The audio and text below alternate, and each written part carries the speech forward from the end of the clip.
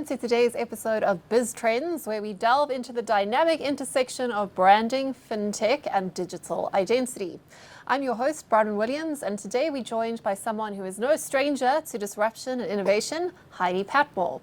Heidi is the founder and managing director of Manjaro Marketing, a consultancy that specializes in launching and scaling tech startups across Africa.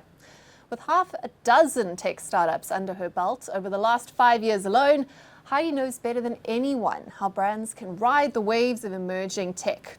In this episode, we'll explore the future of brands in the age of digital wallets and digital identity. From who's talking about it, to what it means, to why it matters, and most importantly, what comes next. So if you're a marketer, a founder, or just a curious digital native, this conversation is for you.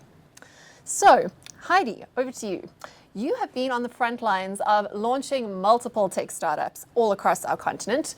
From your vantage point, where is the demand and the driving force behind digital wallets and digital identities coming from?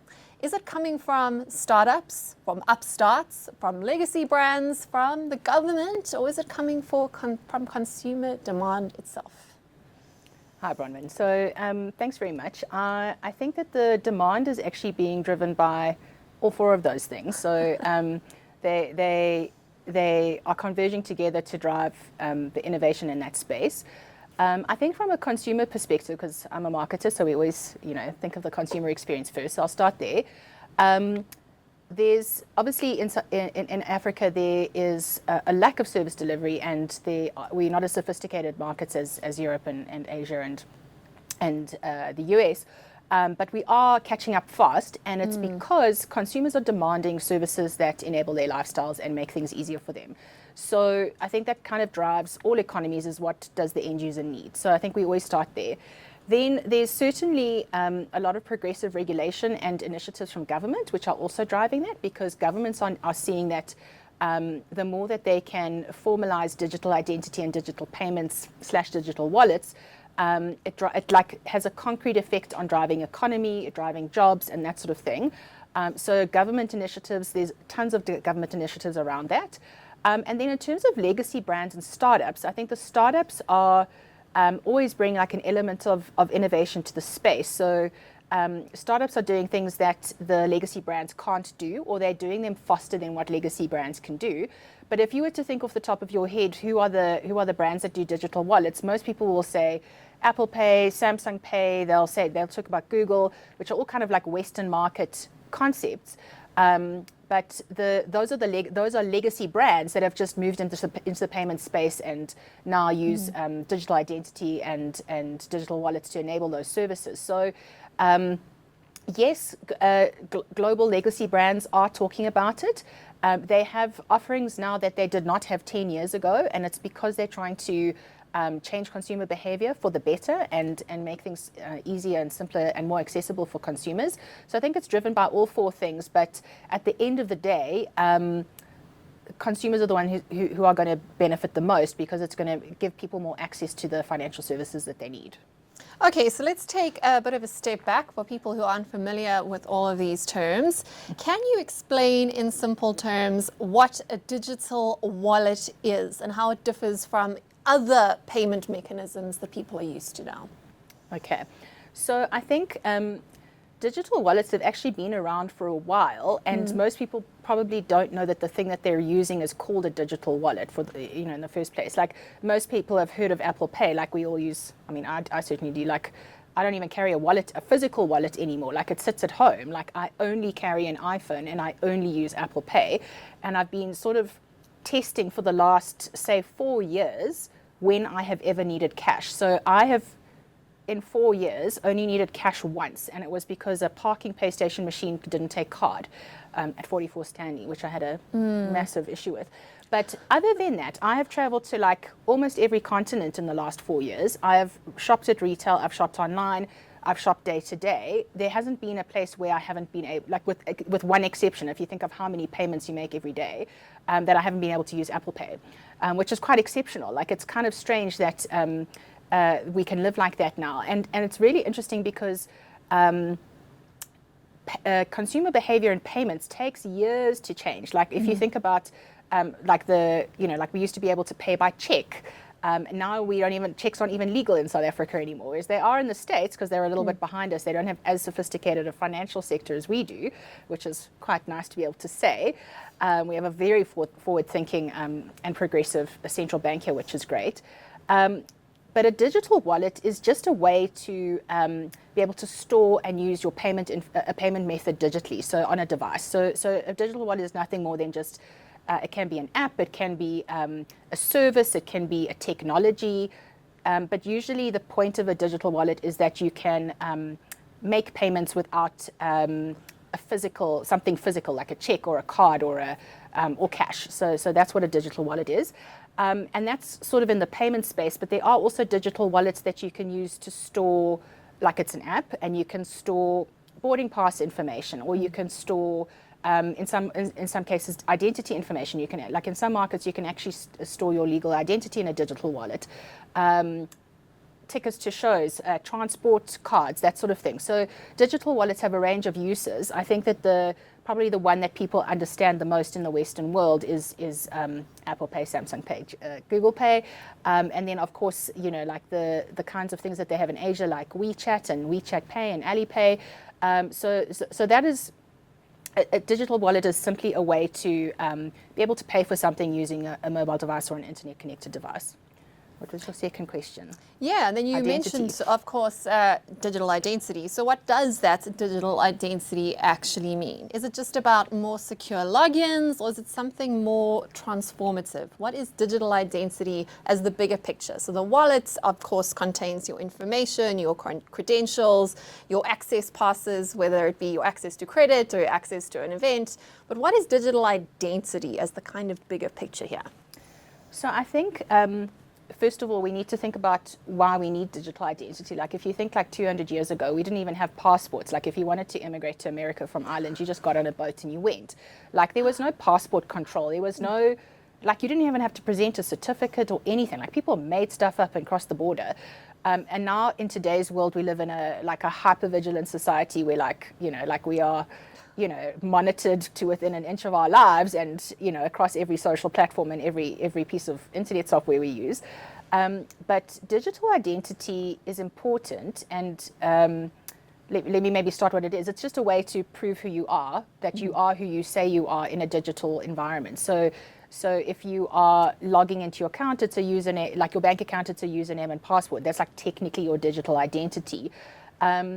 Some services have had to take that further, like if you are entitled to a social grant, for example, it's very important to the government, who is serving 18 million, recipients of social grants, that those social grant recipients are entitled to that grant. Many of whom don't have a passport, don't have an ID book or whatever. So they've had to find ways to verify that someone is who they say they are, because to check that they're entitled to something. Because I'm going to get to fraud in a minute, because that's kind of like what this all hinges on, is because when you don't have secure digital identity and you don't have, digital wallets you can kind of get away with, but without secure digital identity, it's very difficult to check whether someone is who they say they are. Because I'll give you an example of a remittance company that I work with, and they do, so you download this app so you can send money home to Zimbabwe. Yeah. And there's regulation in place that says, like you have to report to the SARB what money is going in and out the country. Like as a financial service provider, you are obliged to report on who is moving money around. There's lots of regulations around that. And we once had a case where we all had a good giggle about it, where because in the back end, our customer care team could show us like who was registering on the app to send money to Zimbabwe. And one of our customer care people one day posted on the Slack group, guys, look at this chancer trying to send money. This is clearly a fake identity, because the method is scan a picture of your ID or passport in order to prove who you are. So it's like a analog scanned to digital, and for many financial services that's perfectly fine. Like if you can verify that that copy of the ID is the right ID, it's fine. Anyway, we all had a good laugh because the photo on the ID was Leonardo DiCaprio. Oh, So, okay. so it was like the first real like it was a totally fake ID, but if you're going to fake an ID, like use someone anonymous, and it was Leonardo DiCaprio. So we were like, okay. So the thing is that, people are trying to defraud the system, and people are trying to hide how money is, like it's a big problem. Like fraud is a massive problem in the world. So solid digital identity that will help financial services providers prove, like be able to account to say that this is just someone who's working and wants to send money home, and that's it, and we can prove it by this. Digital identity is important for that, because if you're a startup who is not vetting every customer, you'll get shut down. Like there's just, like it opens up all sorts of challenges. So digital identity is just a way that you as a consumer can prove that you are who you say you are, and there's many ways of doing that, and there's quite innovative ways that companies in the digital identity space are trying to achieve that, which I can talk to you about in a minute. But yes, it's just, instead of whipping out your smart ID or a paper passport or something like that, digital ID is simply being able to prove who you are in some sort of digital manner. Great. So from your perspective, do you have any examples or case studies as to how brands, businesses, fintechs are starting to integrate digital wallets and digital identities into their services? So maybe some more specific examples that our audience might be familiar with already in their day-to-day lives. So I think that where digital identity and digital wallets are starting to be integrated into like the brands, like sort of old school brands that you wouldn't expect it from, is in retail. So like I think retail and e-commerce, it's happening. So for example, Walmart now has a digital wallet so that their customers can basically verify themselves and also store funds in a digital wallet, so that when they shop at Walmart, it's all integrated. And of course, Walmart is a data-driven organization. So the reason why they're doing that is so that they can verify, like they have such solid data now on this customer. It's even backed by government ID, as well as every, like if they can convince everyone to do transactions digitally, they know more about the consumer. And then the level of personalization that they're getting to, because they have that data, is just insane. So I think we've seen big brands like Walmart start to integrate it like that. I think that I haven't really seen like mainstream brands really start to, other than like being able to issue digital vouchers, like that's kind of standard stuff. Like, so if you want a digital voucher, many brands have the opportunity, like issue digital gift cards and that sort of thing. And a lot of brands are using, it's not a digital wallet specifically, but like this voucher code system where like gaming credits, for example. So you load your, like you have a credit card, it loads your Roblox account with Robux and stuff like that. So a lot of the gaming industry is particularly forward thinking with that, in terms of like they want to make sure you can get your Robux, like so they are making sure that that what they are building is serves that, but not so much like, I think that like the like mostly brands in the financial services and payment space are very forward thinking like that, but normal old school brands are still getting there unless they're forward thinking like Walmart. Yeah, so I think that's I'm just trying to think if there's another example that I wanted to say. No, can't think of anything. But what about the actual opportunities and risks to brands who have not yet got into the space when it comes to digital wallets and digital identities? Given that, of course, trust and privacy are such massive concerns, but also, of course, brands are trying to find more ways to connect with customers in a very fragmented digital environment. So what are some of the best practice principles that you could advise brands when it comes to dabbling with these sorts of technologies? What are the risks? What are the rewards? And what should they be paying attention to? So I think the thing that we see in the payments industry in general and in consumer behavior is the three pillars that brands need to ensure are rock solid in terms of their communications, the way that they interact with customers, is like that their brand is trusted. So if a consumer trusts your brand, they're more likely to try an app with digital services and digital wallet and digital identity functionality, but they have to trust your brand first. So if you have we see it with startups all the time, like they have such good ideas and they go to market and then the app is glitchy and it just erases it erases consumer trust. So then they get no traction because people are like, oh no, that thing didn't work so well, so now I don't know if I trust you, right? Even if you look at Checker 6060, for example, which is like, super forward thinking and digital, and now you've got a wallet within the app and everything like that, you'll see that when people get like a packet of lettuce that isn't super fresh, like they like go and write bad reviews on the app store. So like they'll rate the app at 1, but it had nothing to do with the technology or the functionality or anything like that. They were unhappy with their bad lettuce, So like you have to have that, like in every single touch point that you interact with your consumer, you have to build trust, even if it's not related to digital wallet, right? Because it will affect that. Then the second thing is user experience.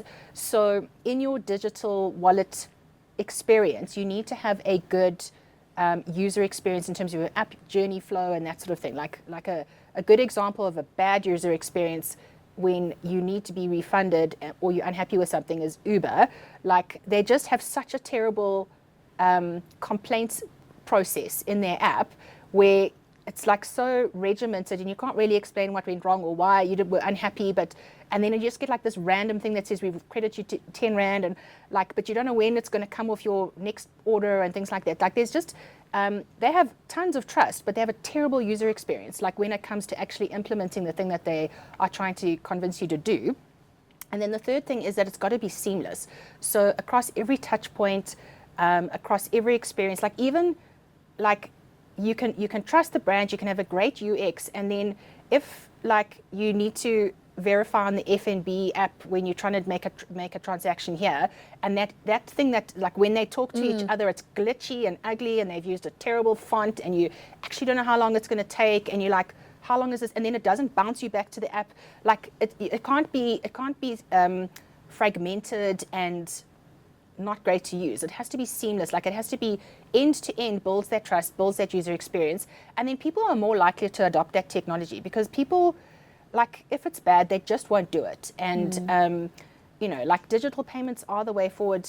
Digital wallets, I think, well, certainly to everyone who has internet access and can access digital services, it's a game changer. Like we should be doing more of that. For brands, it's like the level of data that you can get if your consumers switch to that method of transacting or storing their funds, it's a game changer for brands in terms of how consumers behave. So like we want that.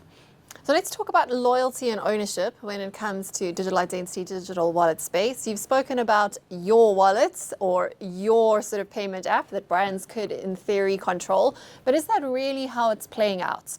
Where does control and loyalty lie in the new digital wallets economy? So if we look back at sort of like the iPhone era, we had every brand and its mother and its dog and its cat and its sister getting you to download an app so you could try and own that consumer data in the app.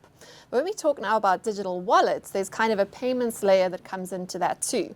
So are we seeing brands and retailers effectively kind of becoming banks or taking on some bank and fintech functionality when we start to layer the payments into that brand ecosystem space? Or are we seeing brands and retailers now plugging and playing external platform type technology like your Apple Pays? And what does that mean for where and who gets to own and control that customer data identity going forward? What is the sort of platform risk and what's within brands' control? That's a very complex question, Bronwyn. But okay, I'll try and answer that. The brief answer. So there's so many options out there. So there's so many ways that you can do it. And yes, like retail brands are trying to own that consumer journey and own them end to end.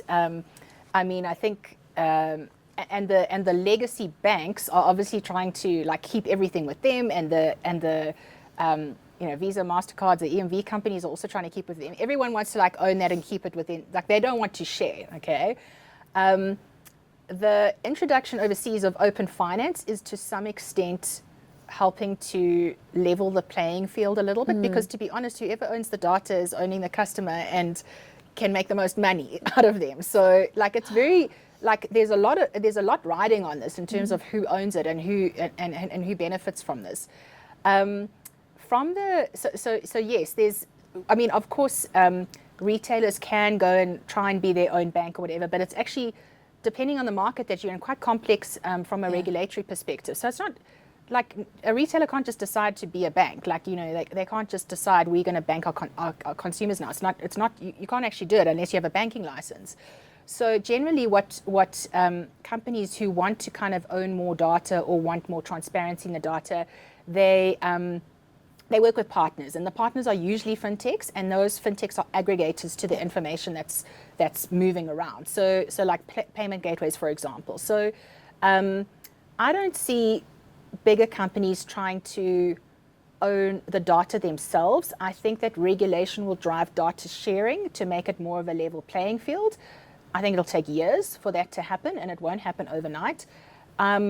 I think that will benefit consumers ultimately. So the fact that you can, you know, if you give permission for your data to be shared across different players, you get more benefits, for example. So, and that applies to transactions, payments, but also credit access, like access to credit or, you know, those kinds of things. So I think that partnerships are probably where it's going to land. So then specialist financial services providers will be the partner or the platform provider to different brands, which is also efficient and more competitive. So I think that that's where it's going to land up.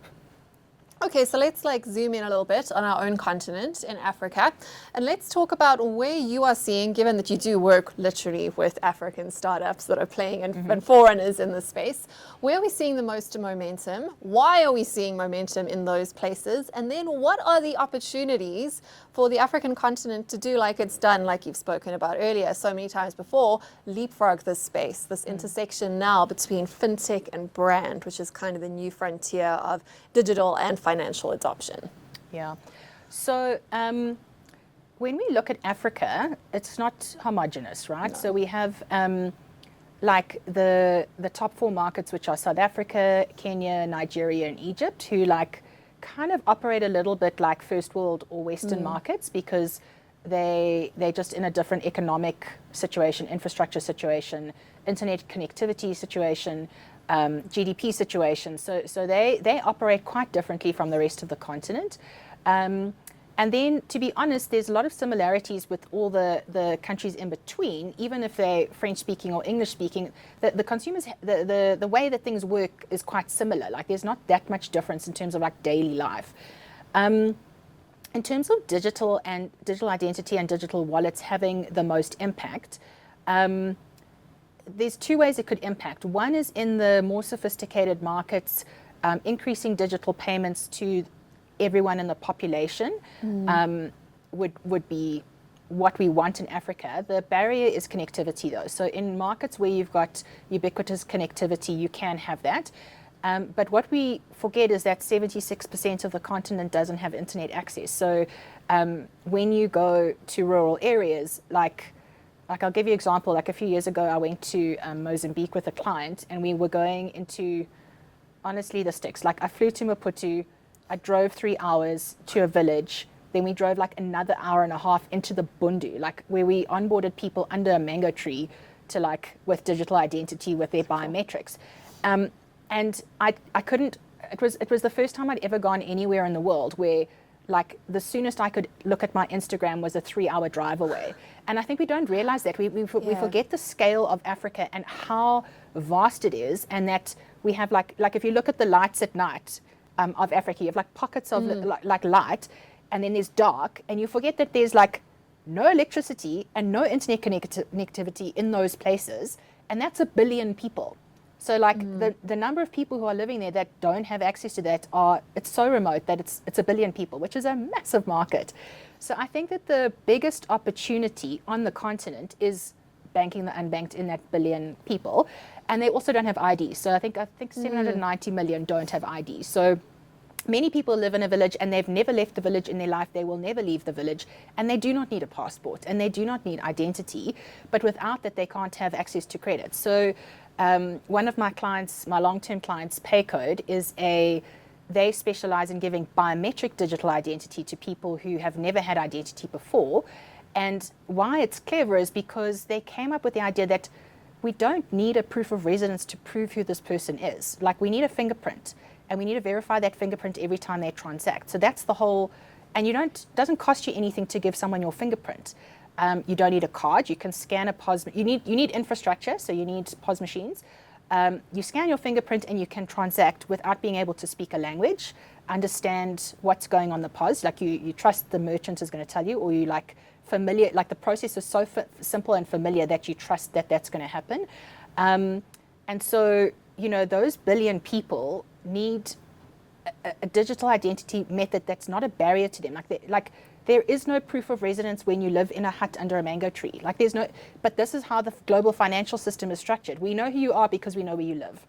That's nonsense. Like a billion people in Africa can't have that, whereas biometric identity, your biometric is the same from the day that you're born to the day that you die. And it's cheap. It's very cheap to biometrically register someone as a form of digital ID.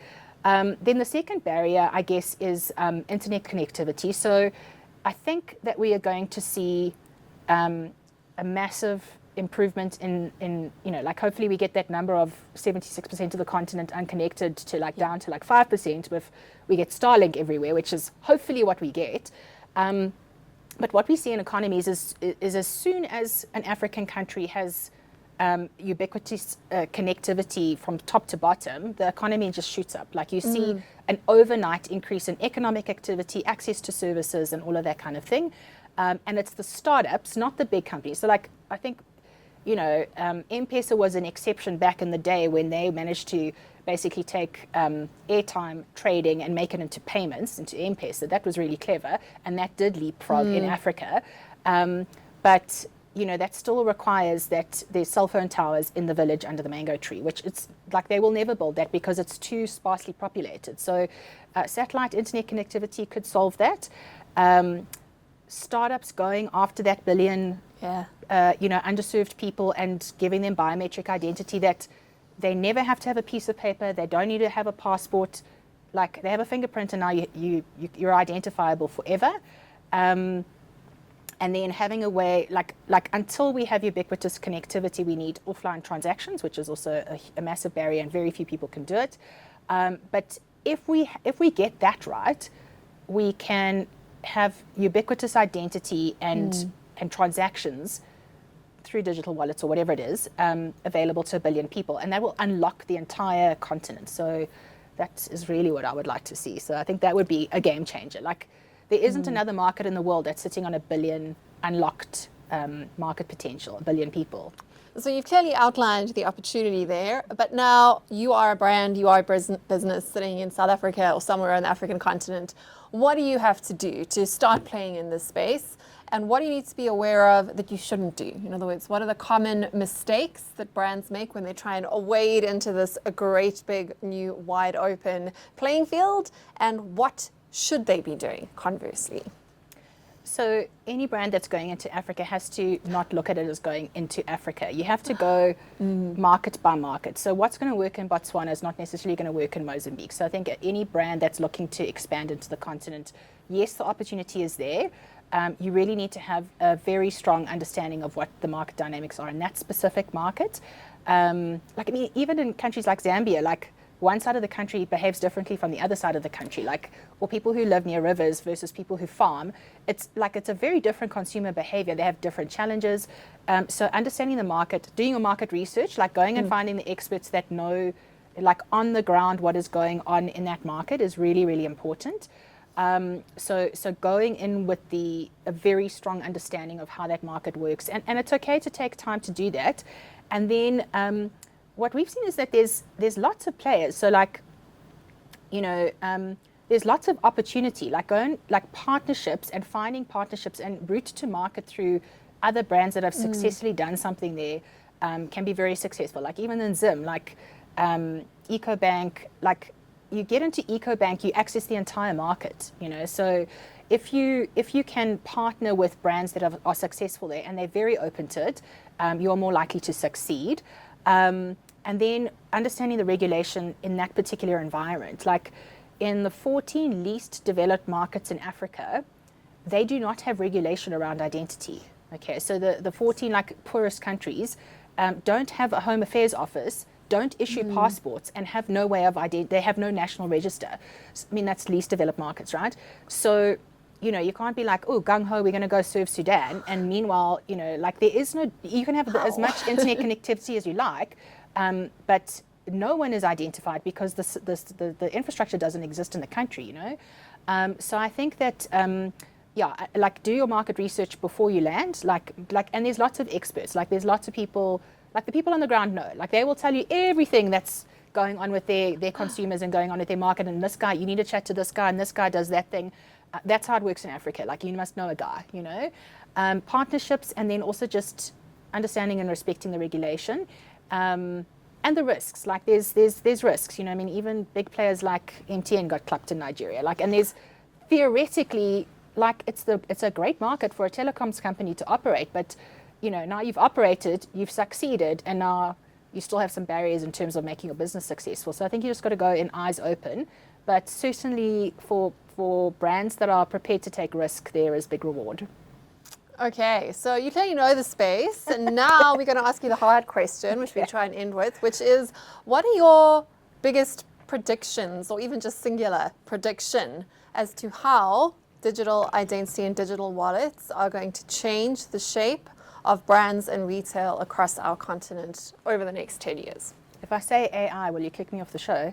Well, you have to elaborate a bit further. AI is not enough. It could be part of an answer. Is AI not the answer to every question like that these days? So, no, I think I have a bit more of an intelligent answer to that. So, I think, you know, it's difficult to predict anything, but what is interesting, and the answer is AI, is that there's so much innovation in terms of tech innovation that's happening. And yes, it's AI, but it's also blockchain. And blockchain has historically been, it was like the sexy innovation 10 years ago, hasn't really delivered on the promise and the vision of what it was supposed to achieve.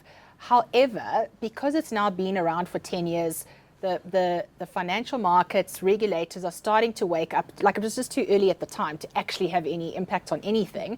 But the technology is still a game changer if it fits in, if it plays well with financial services and regulation. Okay, so and it's also well suited to support and grow both digital identity and digital wallets. So I think that, and a really interesting thing now is that, so you've got really cool technology. You've got digital wallets, you've got digital identity, then you've got blockchain, which has kind of been like not really smashing the lights out, but it's a good technology if it's done properly.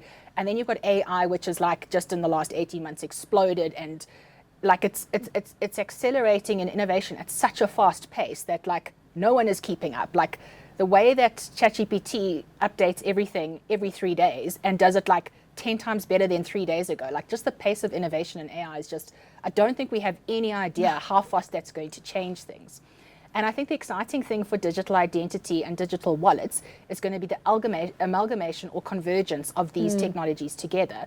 So it's not going to be that digital wallets is particularly groundbreaking, but when you combine digital wallets, identity, crypto / blockchain and AI, like if I had to predict, I would say that's the thing. Like that, if someone comes up with the thing that can leverage all of those things properly within a regulatory environment so it's safe for consumers, I think that, and I don't know what it's going to look like, but I think it's going to be a thing. Like I think, you know, already we've seen, we have one client who's recently come to us and they've invented something called, they were a blockchain company, so they have their own proprietary blockchain, Clever. When I last spoke to them a year ago, it was like a whole, like blockchain, okay, cool, you're going to launch a coin. Then literally 6 months later, their very smart engineers came up with like, oh, and we found an AI that we can integrate into the blockchain. And now we're going to launch smart markets. And I was like, what even is that? Like, I've never heard that term. And then they explained it to me. And I was like, you know, literally what they've built is that they're called AI block or A block. And they are going to be able to run marketplaces on the blockchain that bring in digital identity, digital wallets, with AI in the background that has agents that go and, you know, like market making and all of that kind of stuff, and predict and also scalp. Yeah, and execute and tell a farmer in Brazil that he needs to put his price up of coffee beans by this amount because there's, like, I think we have no idea what it looks like, but it's coming. And I think that, in this digital identity payment space and digital wallets, I think the amalgamation of those innovations and technologies is going to just change things so drastically for the better, but so fast and hopefully in a good way for brands and consumers. Well, that is a lot to chew on. So that's a wrap for today's episode. A huge thank you to Heidi for sharing her wisdom on how digital wallets and digital identities are and will reshape the African branding and retail landscape. From creating more inclusive financial systems to building smarter, more secure customer journeys, it's clear that we're entering a whole new era of consumer engagement and market opportunity. If this conversation got you thinking or rethinking your brand strategy, be sure to like, subscribe, and follow us on RAPT BizTrendsTV. You can also catch us on Bizcommunity's official site, the Real Network, YouTube, and of course on Spotify and Apple Podcasts. So on behalf of myself, Bronwyn Williams, my guest Heidi, and the team here at Bizcommunity, along with our partners at Rapt Creative, thank you for tuning in. We'll catch you next time with more insights into the future of Afro global trends.